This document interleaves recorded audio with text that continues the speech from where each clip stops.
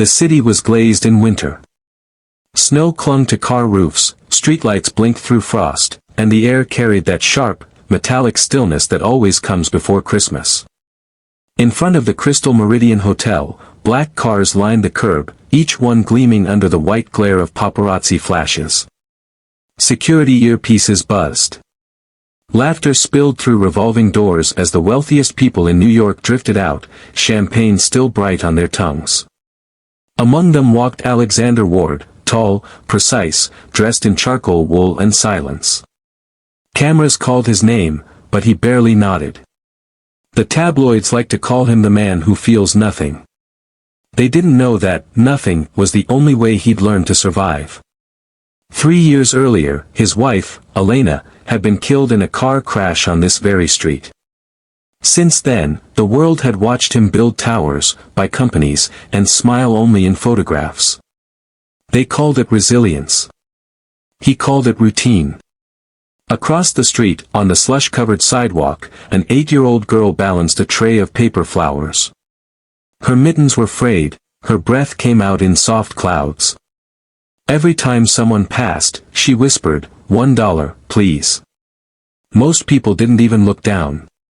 She spotted the crowd outside the hotel, all those elegant coats and glittering shoes, and her heart leapt. Maybe, tonight, she'd sell them all. She darted between parked cars, her little boots slipping on ice. A horn blared. She froze, the tray tilted, and paper flowers scattered like snowflakes. Alexander's driver slammed the brakes. Doors opened, voices shouted. Cameras turned, delighted by the drama. The girl knelt, scrambling to gather her flowers before they turned to pulp in the slush. Her hands shook. One paper rose landed right at Alexander's feet. He looked down, leather shoes, perfect trousers, one small ruined flower. She lifted her eyes to him. Big, brown, wet with cold and fear. "I'm sorry, sir," she whispered. "I didn't mean." He waved off his security, expression unreadable. "Be careful next time." Then he stepped into his car. The door closed. The world swallowed her again. Inside the limousine, warmth hummed through hidden vents. His assistant spoke softly, "Another gala success, Mr. Ward." He didn't answer. Through the tinted glass, he watched the girl still kneeling in the street, her tiny fingers pressing the crushed petals back into shape. Something in her persistence caught him, the same ache that sometimes woke him at night. As the car pulled away, he could still see her, a small figure in a red coat, bent over her ruined flowers, humming quietly to keep from crying. The next morning, the front page read, "Billionaire Ward returns to spotlight after 3-year absence." The article praised his poise, his calm, his generosity. But Alexander couldn't stop thinking about that sound, the little tune she'd been humming as the city hurried around her. He heard it again that night in his dreams, a child's voice soft against the roar of traffic, the way Elena's used to hum while painting in the kitchen. He woke before dawn, restless. By sunrise, the streets were empty except for sanitation trucks. Alexander walked alone, scarf pulled tight, breath ghosting in the air. Near a subway vent, he saw her again, the same girl from last night, sitting on a cardboard box, carefully drying her flowers over the warm air rising from below. He stopped a few feet away. "You," he said quietly. She looked up, startled. "Yes, sir." "You were outside the Meridian." She nodded, wary. "Sorry if I made trouble."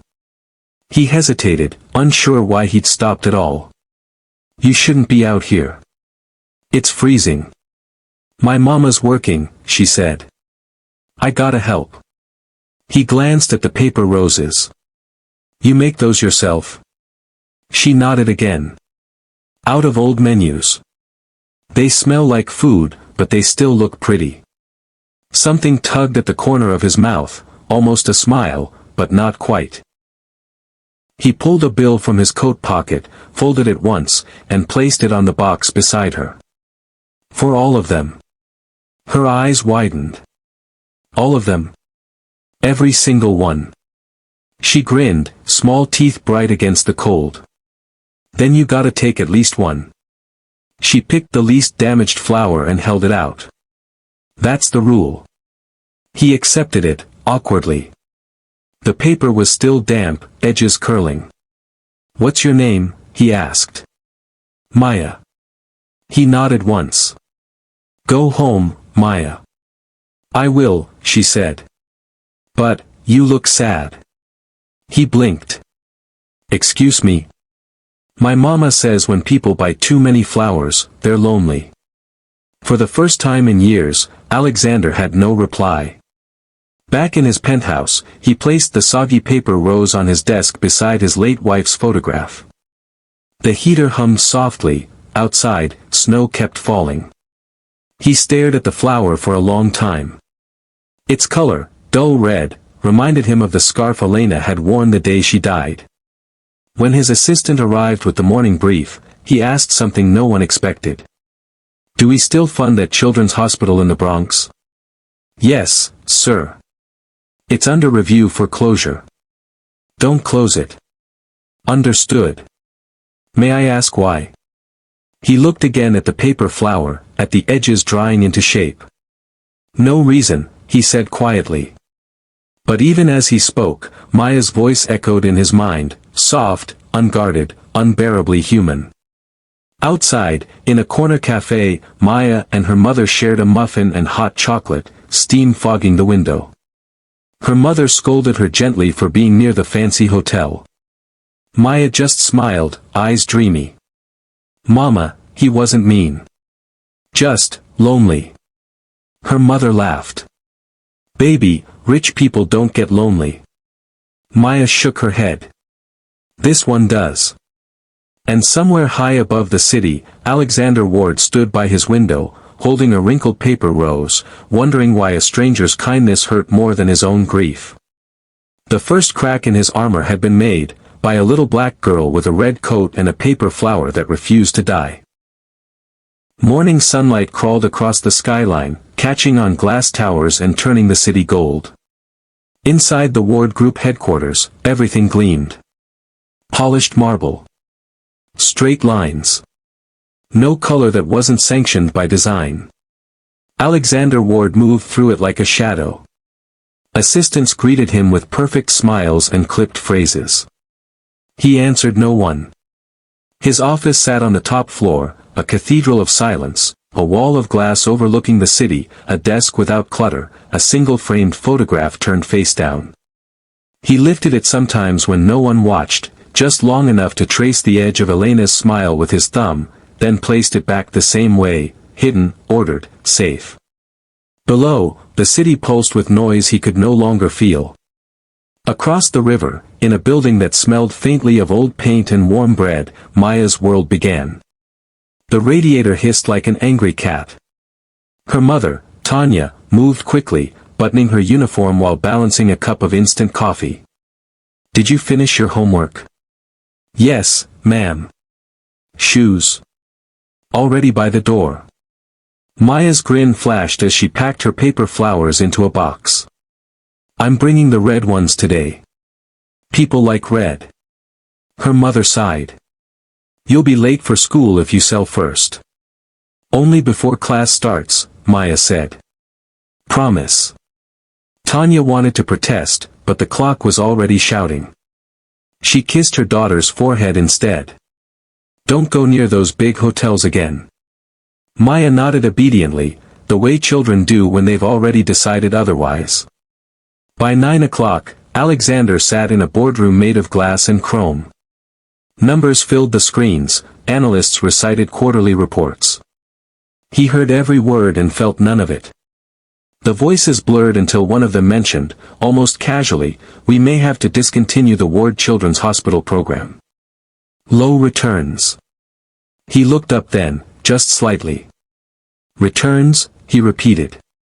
The analyst hesitated. Yes, sir. It's, charity isn't yielding brand engagement.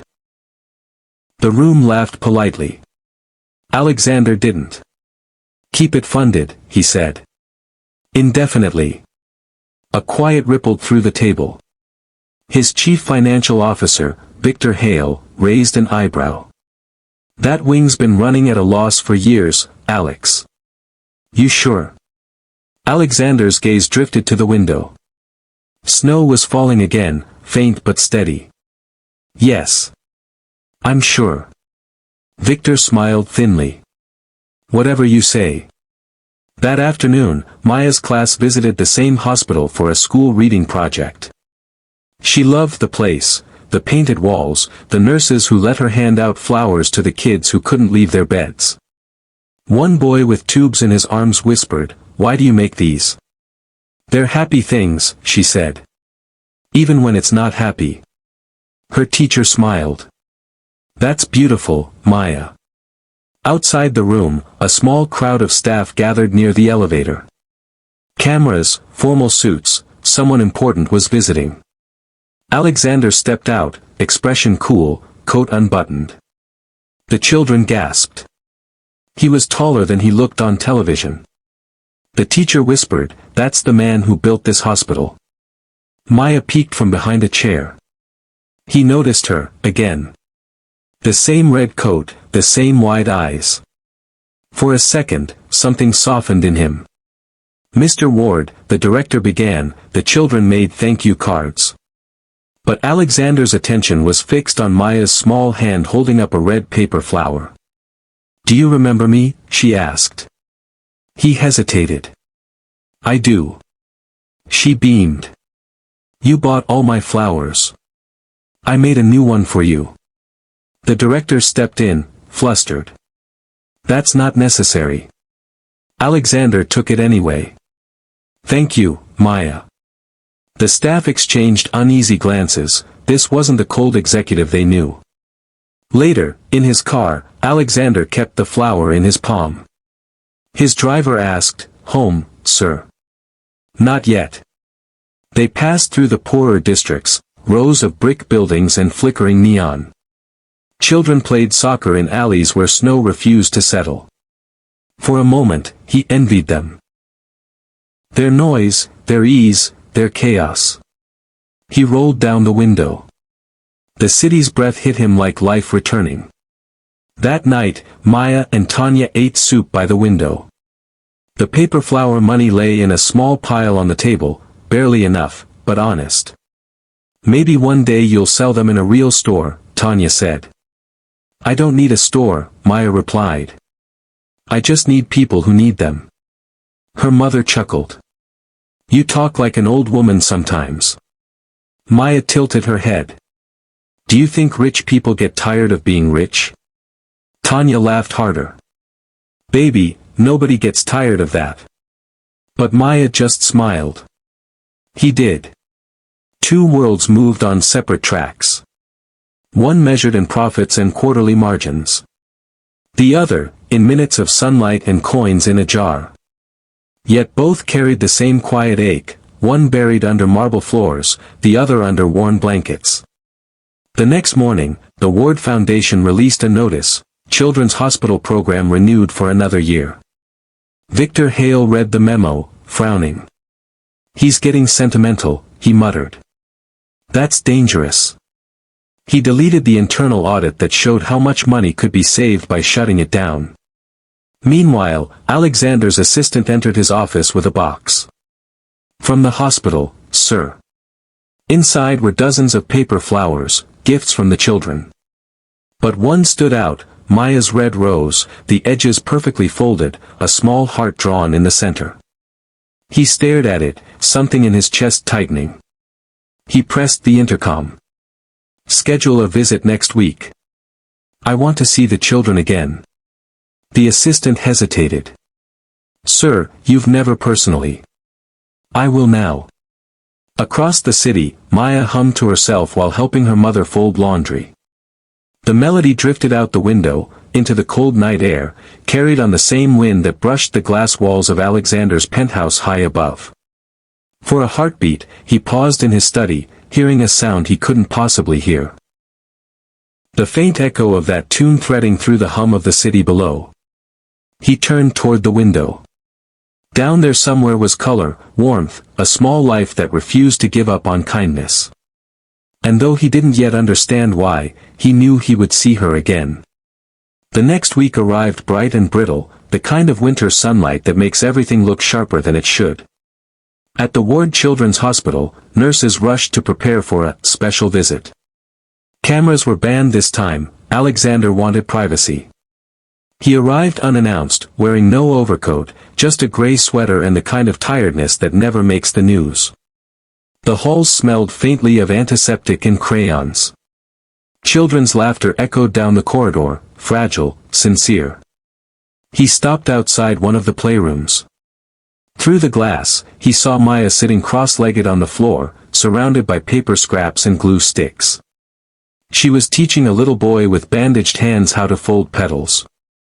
"Make the corners soft," she said gently. "Flowers don't like sharp edges." He watched for a long moment before pushing the door open. She turned, startled, and then smiled, the kind of smile that doesn't ask permission. "You came back," she said. "I said I would visit," he replied. "You didn't say you meant it." He couldn't help it, a ghost of a smile touched his mouth. "I don't make promises I can't keep." "That's good," she said seriously. "Lots of grown-ups do." He knelt beside her. "What are you making?" "A garden," she said. "For people who forget what flowers look like." He looked around the room, tables, paper stems, jars of colored pencils, and realized that she wasn't playing. She was creating hope out of scraps. When his assistant came to fetch him for a scheduled meeting, he waved her off. He stayed there for hours, helping the children fold, cut, and tape. His movements were stiff at first, but Maya guided him patiently, her small fingers showing him how to crease the paper just right. "See," she said. "You can't rush it. If you rush it, it tears." He looked down at the half-finished flower in his hands. "I've spent my life rushing things." She studied him. "Maybe that's why you look sad." He didn't answer. Later, when the kids went for lunch, she handed him a little music box made from a recycled candy tin. "For you." He opened it. Inside was a scrap of paper folded into a heart, drawn with the words "Thank you for coming back." When he turned the tiny crank, the box played a melody, soft, imperfect, but unmistakably familiar. He froze. It was the same tune Elena used to hum when she painted in the mornings. "Where did you learn this song?" he asked. Maya blinked. "My mama sings it when she's tired." "I thought everybody knew it." His chest tightened. "No," he whispered. "Not everybody." That night, he sat in his dark penthouse, replaying an old video of Elena, barefoot, laughing, humming that exact melody while brushing color across a canvas. He had never shared that song with anyone. Not in interviews. Not even with his staff. He played Maya's music box again. The notes were slightly off, but the rhythm was identical. Coincidence, he told himself. But the thought refused to settle. The next morning, he visited the hospital unannounced again. Maya greeted him with paint on her cheek. "You work here now?" "Maybe," he said. "Good," she grinned. "We need tall people for the top shelves." He spent the day repairing a broken bookshelf in the reading room, his expensive watch splattered with glue. Nurses whispered, disbelieving. The staff photographer quietly took a picture, but Alexander didn't notice. He was too busy listening to Maya's humming echo off the tiles, gentle and familiar. At lunch, he sat beside her. "Your mama works a lot." "Too much," she said. "She says love doesn't pay the bills." He stared at his hands. "Sometimes it pays in other ways." She tilted her head. "What ways?" He smiled faintly. Still figuring that out. By evening, Tanya arrived to pick up her daughter. When she saw the billionaire helping Maya pack art supplies, she froze. "Mr. Ward," she gasped. Alexander straightened, wiping his hands. You must be Maya's mother. Yes, sir. Thank you for letting her visit here. She's more help than half my staff, he said. You should be proud. I am. Tanya smiled, embarrassed but touched. She doesn't always listen, but she's got a good heart. She does, he said quietly. As they left, he caught himself watching them, hand in hand, their laughter fading down the hall. Something inside him ached. He had forgotten what that sound felt like. Over the next few weeks, Alexander found excuses to return. He donated new art supplies. Brought snacks. Read to the children when the nurses were busy. Each visit left him lighter and more haunted at once. Maya's presence had a strange gravity, pulling him toward a part of himself he thought was gone. He began sketching again, something he hadn't done since Elena died. Late at night, pencil scratching over paper, he drew a girl with braids and a smile made of sunlight. When his assistant noticed, she said softly, "You're changing, sir." He didn't deny it. Maybe I'm remembering. But beneath the warmth, a faint unease crept in. One afternoon, while waiting outside the hospital, Alexander saw Maya exit the building holding her mother's hand. A man in a black sedan parked across the street lowered his window just enough to take a photo. Alexander frowned. "Who's that?" he asked his driver. "Not sure, sir. Been there all week. Find out." That night, the same photo appeared online. Cold tycoon finds his heart. Mystery child seen with billionaire ward. The comments flooded in, speculation, mockery, gossip. He turned off the screen, anger rising not at the rumor, but at the intrusion. He called his PR director. "Remove the story." "Yes, sir. And make sure that girl's family isn't bothered." When Tanya answered the phone later that night, the voice on the other end was sharp. "Mrs. Brown? This is Victor Hale from Ward Holdings. Do you realize your daughter's behavior could cause legal trouble? We can't have her appearing in public with Mr. Ward like that." Tanya froze. "She's a child. She's done nothing wrong. Then keep her away from him." The line went dead. The next day, Maya showed up at the hospital anyway. Alexander noticed the tension in her mother's eyes, the worry she tried to hide. He crouched beside her. "Everything all right?" She hesitated. "Mama says we might have to move again." "Why?" She shrugged. "I think somebody's mad at you." He frowned, but before he could ask, she smiled to change the subject. "Don't be sad. We can still make flowers." So they did, sitting on the floor, folding red paper in silence while the wind howled outside. When they finished, Maya handed him the last flower. "If you keep these long enough, maybe your heart will remember how to bloom." He looked at her, small, serious, impossible, and for the first time in years, something like warmth flickered behind his eyes. That night, he placed all the flowers she'd made in a crystal bowl on his desk. Dozens of tiny red roses glowed under the lamplight. He turned the music box once more. The melody filled the room, familiar yet strange, comforting yet painful. He whispered into the empty air, "Elena, why her? Why that song?" Outside, snow began to fall again, slow and silent, covering the city like forgiveness. And somewhere in a small apartment miles away, Maya whispered to her mother as she fell asleep. "He's not as cold as people say." Tanya kissed her forehead. "No. No," she murmured. "He just forgot how to be warm." The first warm wind of spring swept across the city, loosening the last of the winter ice. From the top floor of Ward Group headquarters, the streets below looked calm, but inside the building something colder was moving. Victor Hale closed the boardroom blinds and slid a folder across the table toward Alexander. "Quarterly audit," he said.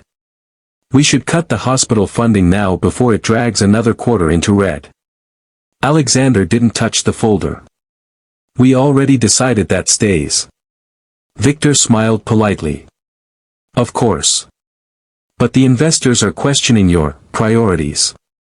We have an image to maintain. Alexander met his gaze. My image is fine. Your heart's showing, Victor murmured. Alexander's jaw tightened. He stood, ending the meeting with silence. When the door shut behind him, Victor's expression changed, polite warmth fading into calculation. He dialed his assistant. Move forward on the merger, he said. Ward will be too distracted to notice. That evening, Alexander stopped by the hospital unannounced again.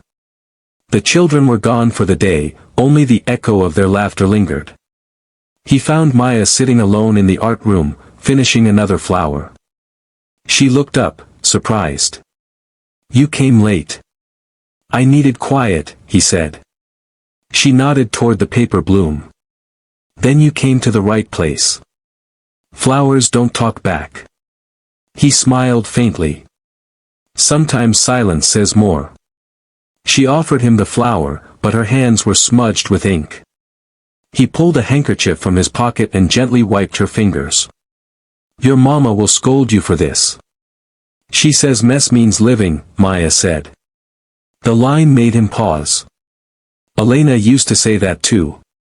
A nurse entered timidly. Mr. Ward. You have a visitor, your assistant. She said it's urgent. Alexander excused himself. In the hall, his assistant handed him an envelope, her voice low. Sir, these were sent anonymously. You should read them. Inside were copies of internal emails, transactions authorized under Victor Hale's signature, transferring foundation money into shell accounts. At the bottom of one message was a note. He's selling the hospital. Check the signatures. They're not yours. Alexander felt heat rise behind his eyes. Get me legal, he said. But before he could leave, another envelope fell from the folder, a smaller one, yellowed with age. The handwriting on it stopped him cold. Elena's. His hands trembled as he opened it. Alex, if you ever lose your way, play our song. It will lead you home. Don't let anyone tell you love makes you weak. It's the only thing that ever made you strong. Tears blurred the ink. He remembered searching for this letter the week she died, how Victor had told him there was nothing left in the wreckage. Now here it was, hidden among forged documents. He understood. Victor had kept it from him all along. When Alexander returned to the boardroom the next morning, Victor was already there, rehearsing his charm for the board members. Gentlemen, once this merger closes. Alexander entered without announcement. It won't close. The room went still. Victor chuckled. Alex, we can talk privately. No. You've done enough in private. He placed the stolen documents on the table, the forged transfers, the missing letter. While I buried my wife, you were burying her work. Victor's mask slipped. You're grieving, Alex. You don't know what you're saying. Alexander slid the envelope toward him. Her handwriting says otherwise. Victor's face drained of color. The board members whispered. Alexander's voice stayed low. You told me love made me weak. Maybe it did. But it also opened my eyes. He pressed the intercom. Security. As the guards entered, Victor's composure cracked. You'll regret this, he spat. Alexander turned away. I already regretted trusting you. Outside, the air smelled like rain. He stood by the window for a long time, the city below a blur of motion. His reflection looked older, lighter, alive.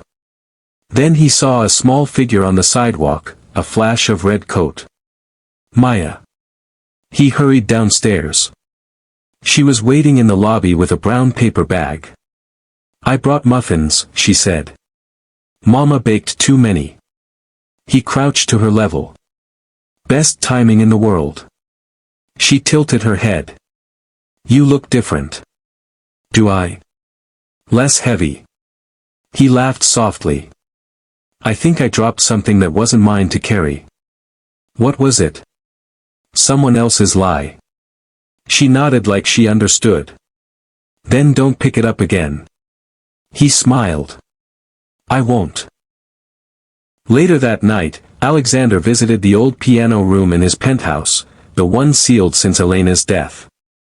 Dust shimmered in the air like ghosts of forgotten songs. He placed her letter on the music stand and sat down. The first notes were hesitant, stiff from years of silence. Then came the melody, the one Maya had played in the hospital, the one Elena had written for him. The sound filled the room, not perfectly, but honestly. Halfway through, he heard a small hum at the door. Maya stood there, shy but smiling. How did you get past security? He asked, astonished. I told them I was bringing back your music, she said simply. He laughed, a real laugh, unguarded, warm. Well, he said, looks like you found it. That night, Victor Hale was escorted out of Ward Group headquarters under investigation for fraud. Reporters would later call it the day the empire found its heart. But inside the mansion, none of that mattered. Only the music did, two voices, one grown, one small, weaving a melody that sounded like forgiveness. The storm broke that evening. Thunder rolled across the skyline, washing the glass towers in silver light. Inside the Ward Foundation auditorium, the board had gathered for an emergency meeting. Reporters crowded the street outside, drawn by rumors of corruption. Alexander entered without his usual armor of composure. No tie. No entourage. Only the quiet determination of a man who finally understood what mattered. At his side walked Tanya and Maya, invited as guests of honor. The security guards looked confused but stepped aside when he nodded. Inside, Victor Hale's chair sat empty, the company lawyers had already frozen his accounts. The board members whispered among themselves as Alexander took the floor. He set a small music box on the podium. This company was built on my wife's dream, he began, voice steady but raw. To make a world where power served people, not the other way around. Somewhere along the way, I forgot that. He turned the crank, the soft tune filled the vast room. The sound carried farther than his words. I let greed speak louder than compassion. I let silence replace truth. A little girl reminded me that love isn't weakness. It's the only strength that lasts. He looked toward Maya, who sat swinging her legs, unaware she'd just changed an empire. The board fell silent. Then he said quietly, effective immediately, every program Victor dismantled will be restored, and doubled. And from today forward, our foundation will be led by people who remember why we began. A murmur of approval spread across the room. Cameras flashed. The story was rewriting itself in real time. Cold billionaire redeems himself in historic meeting. Alexander ignored the noise. His gaze stayed on Maya. When the meeting ended, he walked over to her. You were right, he said softly. About what? Mess means living. She grinned. Told you. Later that night, the foundation hosted a small celebration for the hospital staff. Balloons replaced charts, laughter replaced tension. Maya danced clumsily with the nurses while Tanya clapped along. Alexander stood at the edge of the room, watching them with the quiet disbelief of someone seeing color for the first time. Tanya approached him, holding 2 cups of ginger tea. You look like a man who just remembered his heart. He smiled faintly. Maybe I borrowed it from your daughter. She doesn't lend it to just anyone, Tanya said. You must have earned it. When the party thinned, he found Maya sitting on the floor, tired but glowing. He sat beside her. You know, he said, the first time I saw you, you were crying in the snow. You were angry that day, she said. He nodded. I was angry every day. I just didn't know why. What changed? He glanced at the little paper flowers she was arranging into a bouquet. You happened. She laughed. That's silly. No, he said quietly. You reminded me what my wife used to say. That love doesn't disappear, it just hides until someone's brave enough to look for it. Maya thought for a moment, then placed one of her new flowers in his hand. This one's for her, she said. It's white, for peace. He closed his hand around it, feeling its fragile strength. She'd like that. Outside, the storm had passed. The air smelled of rain and renewal. Alexander stepped onto the balcony, the city glittering below. Tanya joined him, wrapping a scarf around her shoulders. You've done something good, Mr. Ward, she said. He shook his head. We did. Down in the courtyard, Maya chased the reflection of city lights in puddles, her laughter floating upward like music.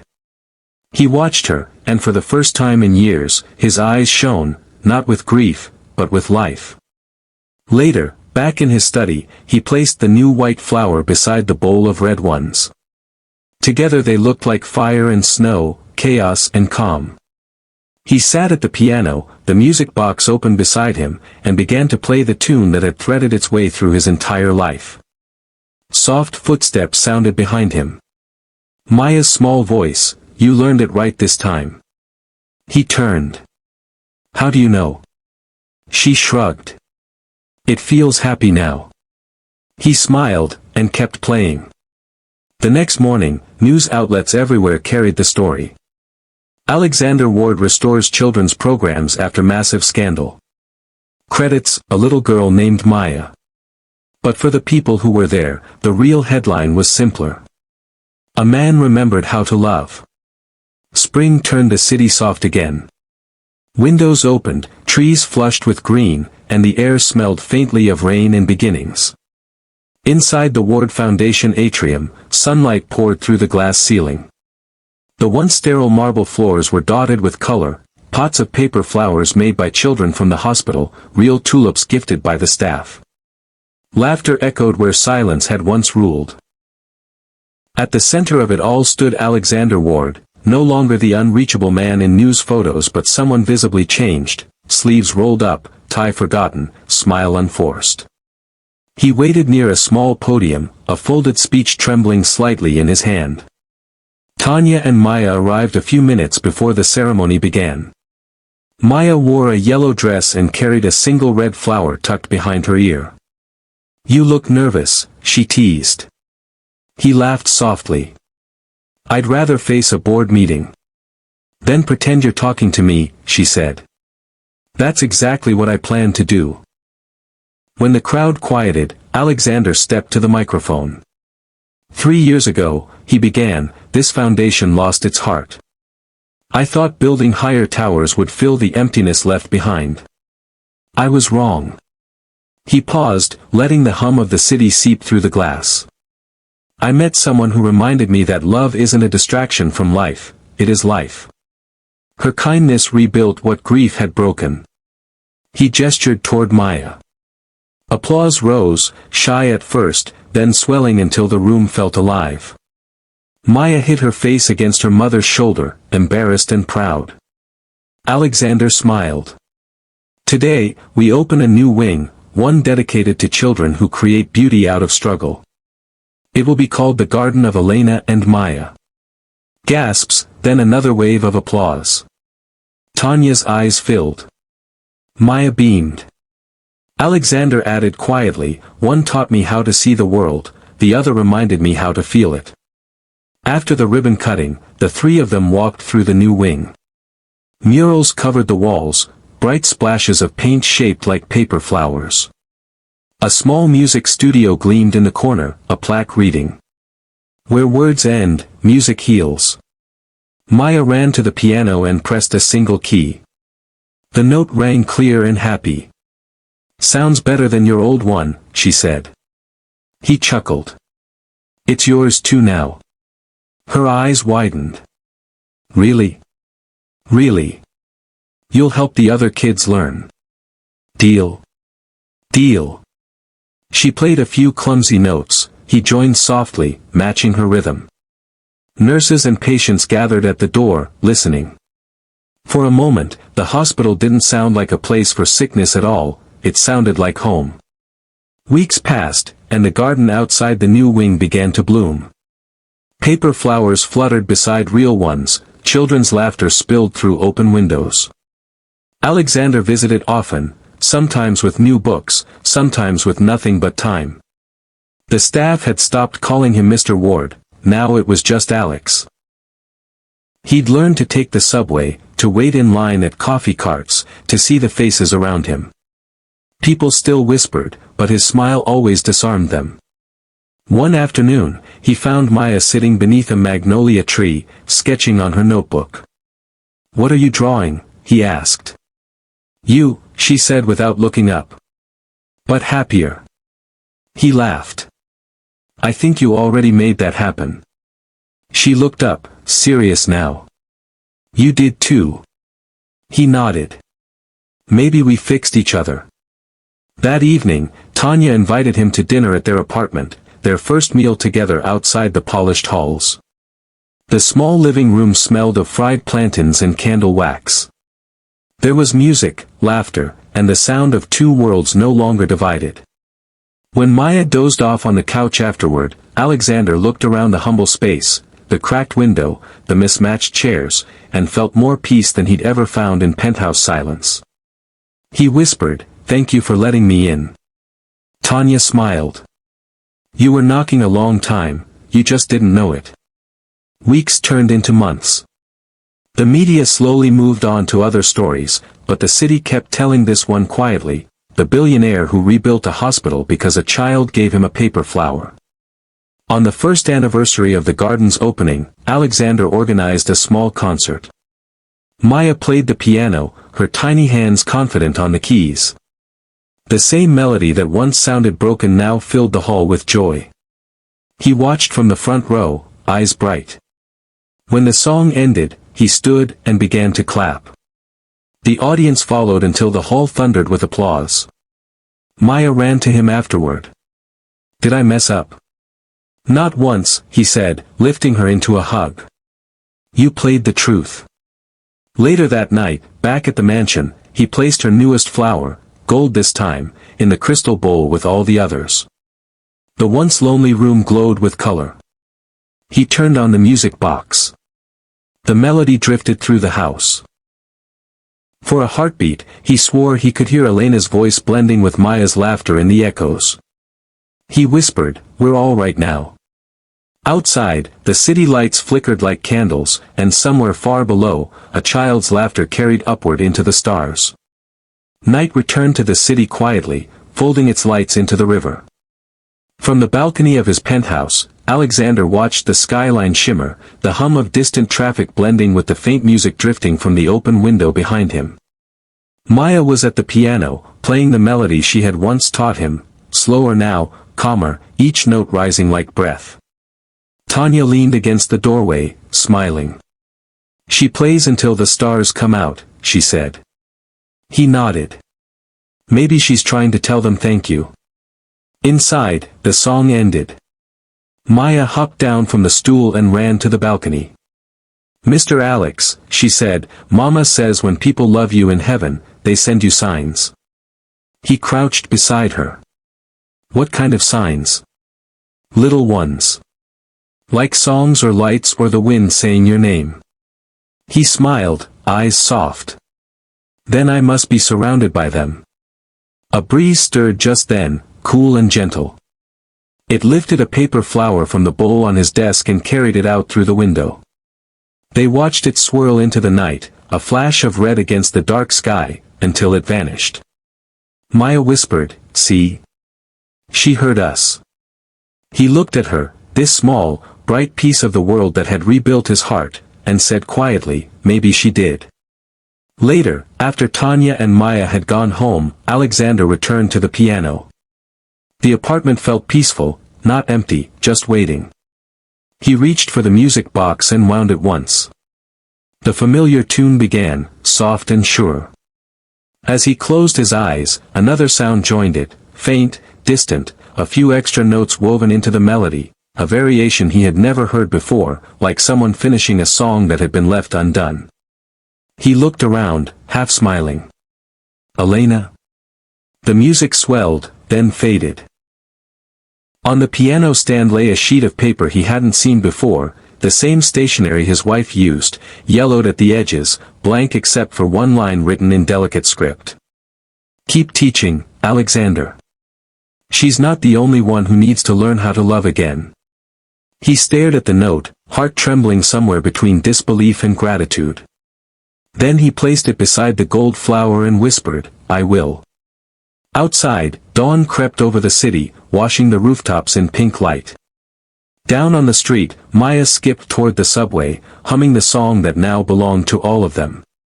The camera might linger on her a moment longer, the tune fading into the rising noise of morning, the city alive again.